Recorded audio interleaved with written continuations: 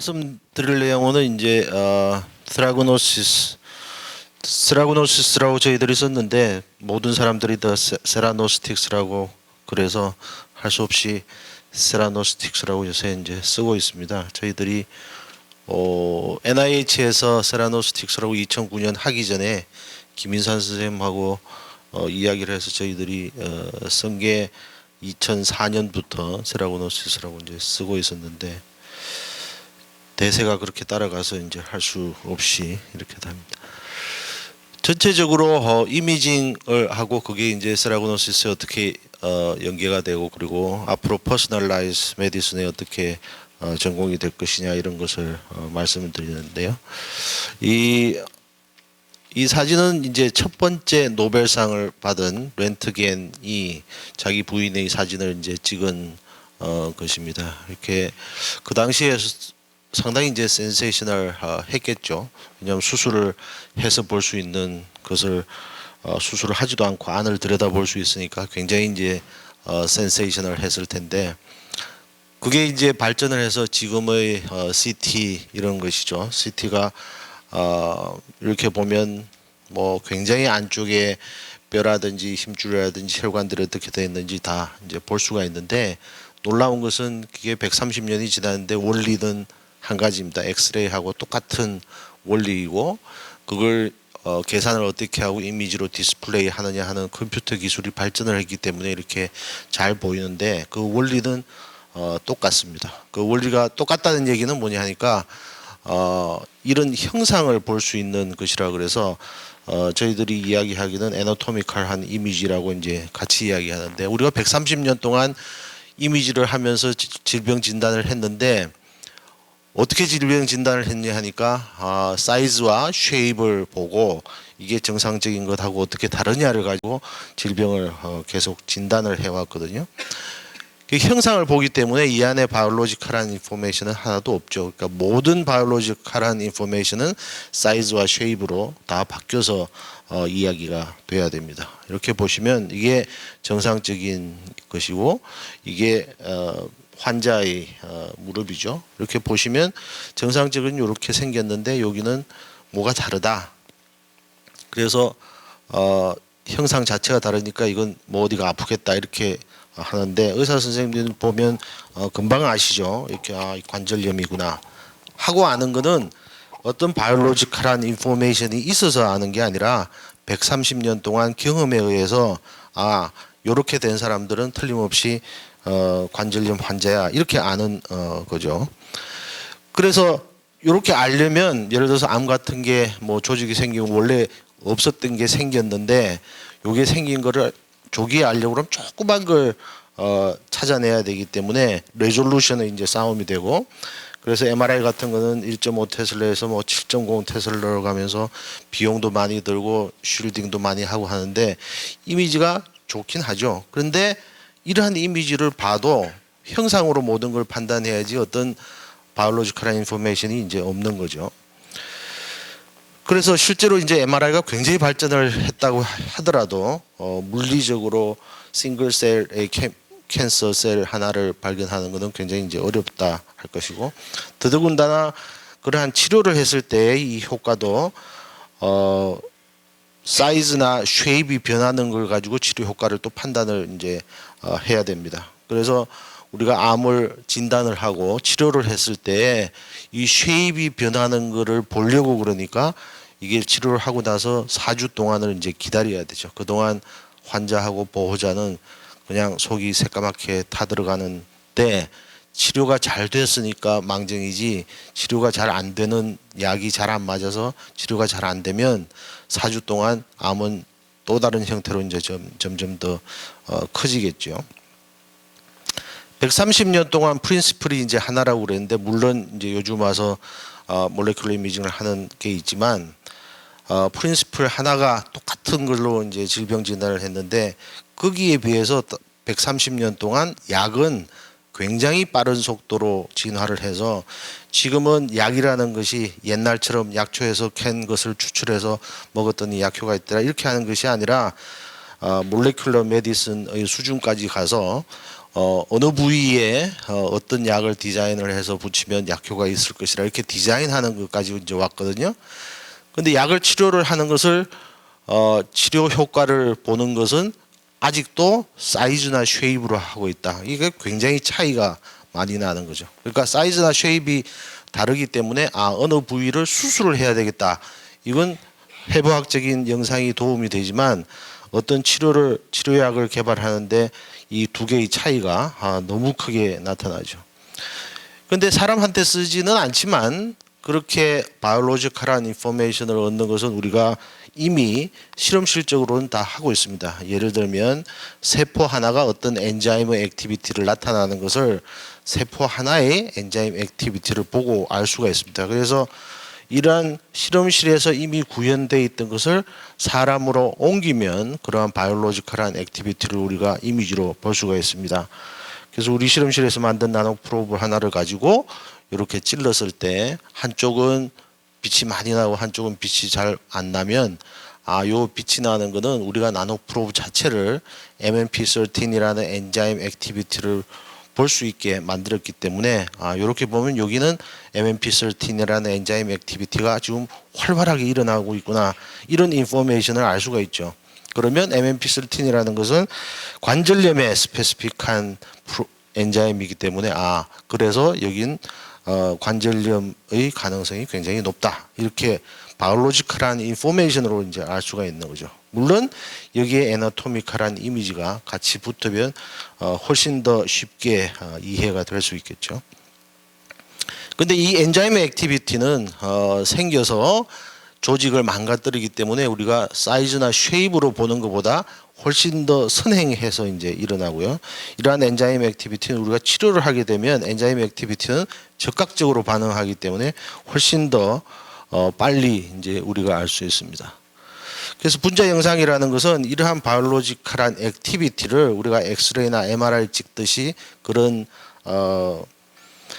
기계를 이용해서 사람을 살아놓은 상태에서 보는 것을 이제 몰레큘러 이미징이라고 그러고요.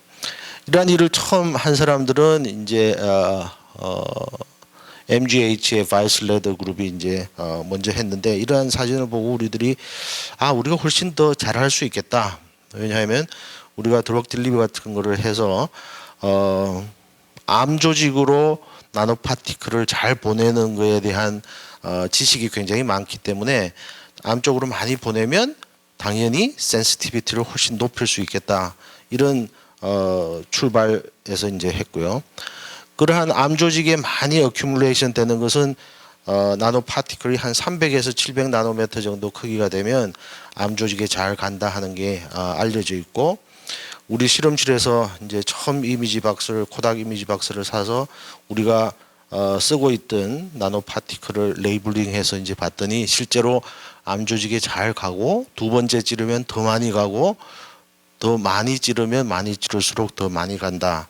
이렇게 많이 감으로 여기서 엔자임 액티비티를 보면 우리가 쉽게 센시티비티를 높일 수 있을 것이다. 그래서 나노 파티클을 가지고 디자인을 해봤더니 MGH에서 했던 이미지보다 훨씬 더 깨끗하죠. 그래서 바깥쪽에 떠돌아다니는 이 나노 파티클은 엔자임에 만나기 전에는 빛을 내지 않고 있다가 요 암 조직에 가서 엔자임을 만나면 빛이 나도록 이렇게 만들 수가 있고, 이렇게 만드는 것이 예를 들어서 우리가 MRI를 가지고 하는 것보다 훨씬 더 빠른 속도로 알 수가 있습니다. 그래서 이제 예를 들어서 어떤 엔자임 액티비티를 봐서 동맥경화가 생긴 환자들한테 엔자임 액티비티를 이렇게 볼 수 있다 하는 실험을 했는데, 우리가 굉장히 디테일하게 엔지오그래피를 해서 어디가 막혔다 하는 것을 알 수는 있지만 이 막힌 혈관이 지금 터질 것이냐 안 터질 것이냐 하는 것은 알 수가 없죠. 근데 그러한 액티비티를 우리가 엔자임 액티비티로 이제 알 수가 있고요.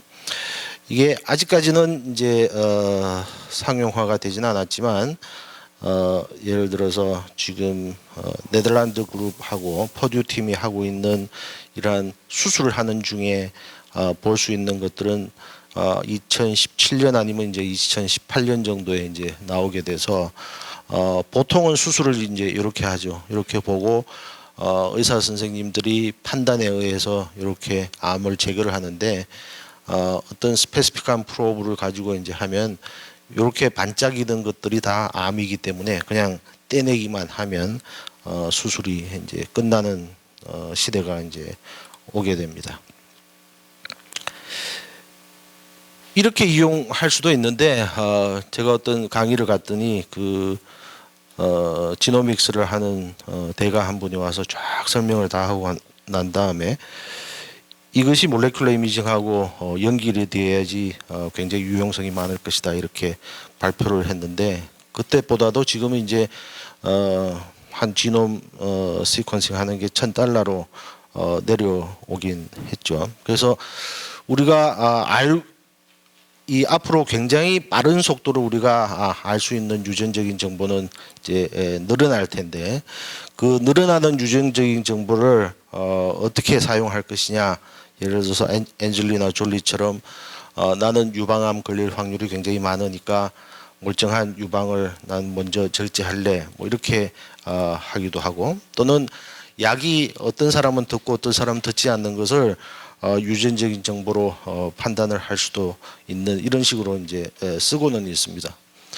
그래서 그 중에 대표적인 것이 예를 들어서 헐셉틴 같은 것인데 헐셉틴의 유전적인 정보를 모르는 상태에서는 유방암에 들을 확률이 10%밖에 되지 않는데 유전적인 정보를 알게 되면 이게 50%의 확률로 높아집니다. 그래서 원래 10%가 되면 약이 되지 않는데 약으로 허가가 나지 않겠죠.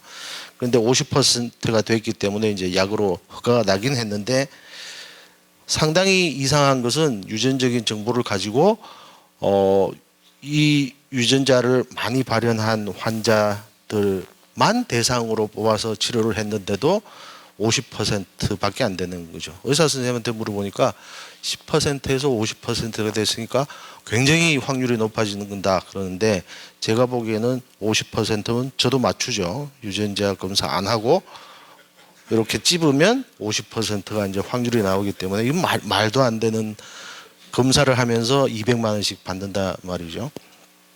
근데 실제로 유전자를 검사를 이 사람은 많이 나와야 되는데 왜 안 나오느냐 하면 우리가 약효를 나타내는 것은 이 전체적인 유전적인 타고난 유전적인 정보와 그때 진이 어떻게 익스프레션 되느냐 하는 것들을 다 합쳐서 우리가 약효를 나타나게 되는데 요 정보 하나만으로는 이제 불가능하죠. 예를 들어서 임태훈 부원장님은 타고나기를 술을 잘 드시기 때문에 이렇게 술을 드시면 뭐 아무런 간에 기별이 안 가시죠. 그런데 하성도 박사님은 타고나기를 술을 잘 못 마시게 타고 나셨는데 똑같이 술을 드시면 반응이 부원장님하고 이제 똑같단 말이죠. 그러니까 두 분을 소주를 한 병을 드리면 반응이 별로 없고 한 5병쯤 드려야 두 분이 반응이 똑같이 일어나는데 유전적인 정보만 가지고는 두 분이 확연하게 차이가 나는 거죠.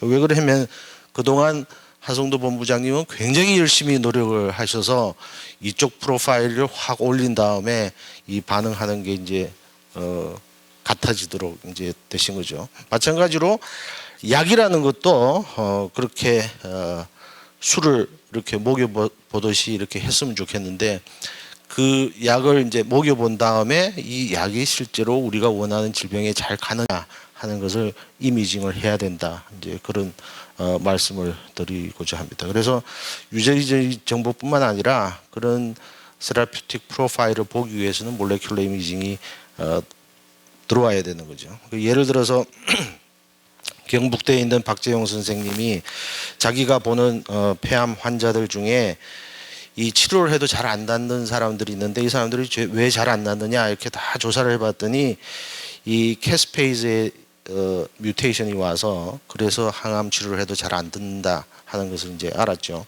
근데 이걸 방금 말씀드린 것처럼 유전적인 정보만 가지고는 이 환자가 실제로 잘 듣는지 안 듣는지 이제 모르죠. 그래서 지금 제가 주장한 대로 몰레큘러 이미징을 해보면 이 환자가 실제로 약을 잘 안 들을 것인지 들을 것인지를 이제 알 수가 있겠죠. 그렇게 해서 캐스페이즈에 대한 연구를 이미징을 이제 한 연구가 저희 실험실에서 했는데, 이 캐스페이즈라는 연구가 에포프토시스 일어날 때 가장 다운스트림에 있는 엔자임이라 요걸 보면 에포프토시스가 얼마나 잘 일어나는지를 이제 볼 수가 있고, 아까처럼 나노 파티클에다가 이미지 프로브를 만들어 가지고 굉장히 스페시픽하게 엔자임의 액티비티를 이제 볼 수가 있습니다. 그래서 세포에 먹인 다음에 보면 이렇게 시간이 지날수록 에포프토시스가 일어나는 과정을 눈으로 볼 수가 있고, 이렇게 이제 동물에다 찔러서 에포프토시스를 항암제를 가지고 에포프토시스를 시키면 이렇게 반짝반짝하게 이제 일어나면, 아, 여기서 에포프토시스가 일어나고 있구나, 이렇게 이제 알 수가 있죠. 그래서 바이올로지컬한 인포메이션을 우리가 금방 알 수 있기 때문에 우리가 투여한 약물이 실제로 암 조직에 가서 암세포를 죽이고 있느냐 없느냐 하는 것을 시그널로 이제 우리가 알 수가 있죠. 15분이면 우리가 알 수 있는데요.